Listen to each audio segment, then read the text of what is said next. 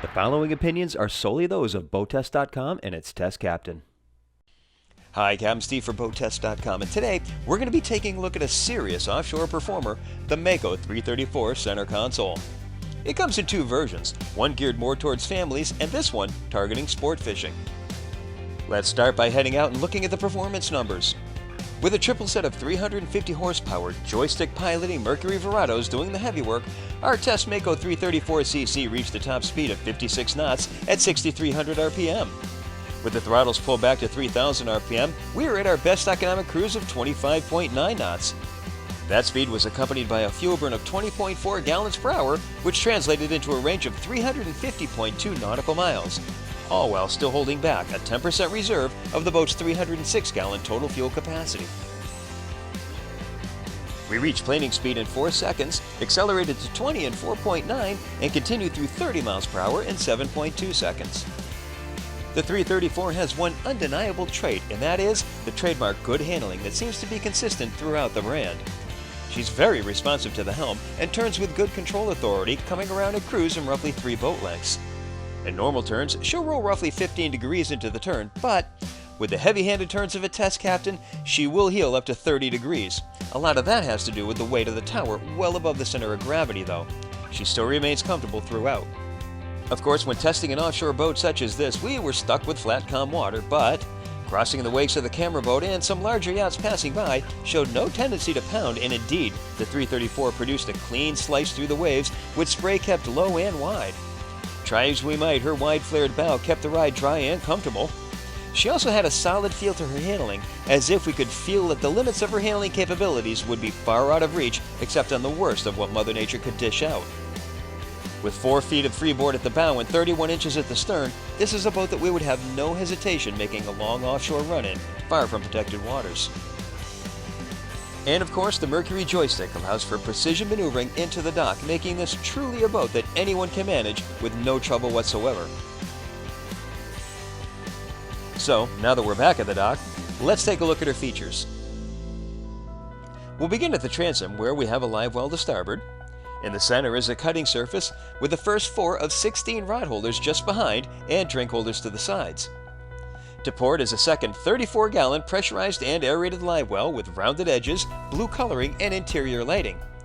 The see-through lid is held open with friction hinges. Under the gunnels there's a compartment containing 2 spool holders with a knife holder in the door. Opposite is a tackle sorter with knife and tool holders. In the center is a transom bench, single width, easily deployed. The cockpit has 4 feet 9 inches by 8 feet of working room, and padded bolsters start at 20 inches and top out at 26.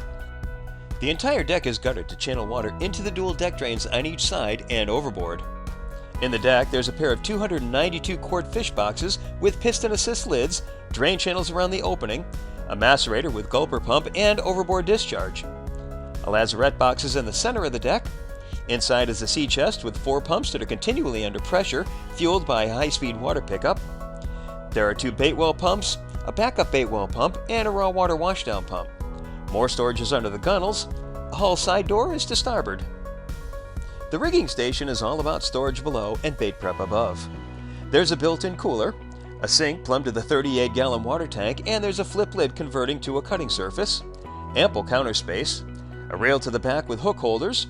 Below is cargo storage with an accessory plug, tackle sorters, drawers on stainless sliders, and more storage to the sides. Looking ahead to the helm, there's a double-wide seat with individual bolsters and flip-up armrests.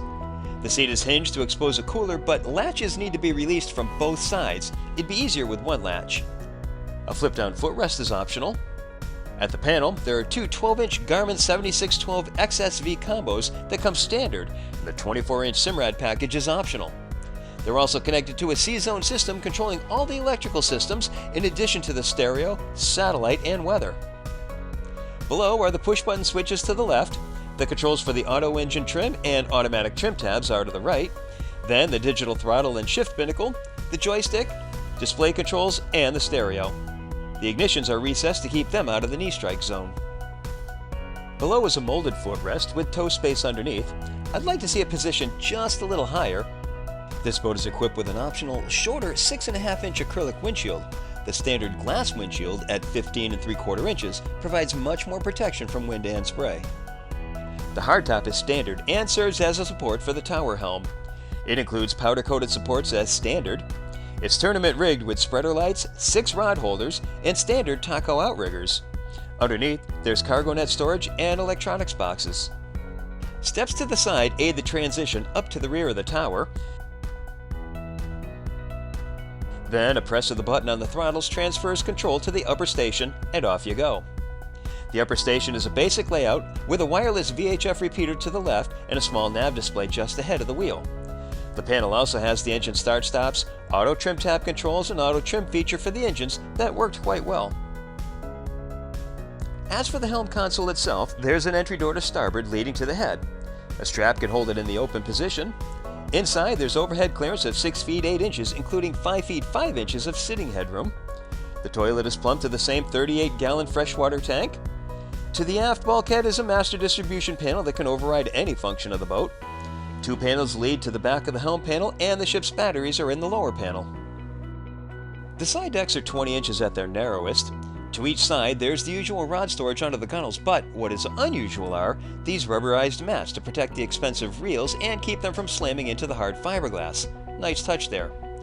2 hawse holes lead to a pair of midship cleats ahead of and behind the rod storage, and there's additional storage in the deck. As we make our way to the bow, the padded bolsters complete their 360-degree travel, and recessed rails add to the safety. Bulwark height increases here to 34.5 inches. A storage shelf is under the gunnels. In the center of the deck is a big old coffin box. The lid features a dual piston support system for ease of opening, plus an anti-collision cable. And here's a cool feature. At the push of a button, the box tilts to expose storage underneath. The box is macerated, but let's move the pickup for the drain to one side to make it easier to hose out in this position. Fully forward, there's access to road storage. At the foredeck, there's a waist-high access to the ProFish windlass and the anchor mounted through the stem with a stainless steel breastplate behind. There's a cleat for securing the rode. The windlass can be controlled from the bow, the helm, or via the configurable key fob. Overall, we've got a well-built boat loaded with features. It handles well, and with its ability to come in either a family or fishing layout, it appeals to a wider audience. And that's my look at the 334 center console from Mako. For BoatTest.com, I'm Captain Steve. We'll see you on the water.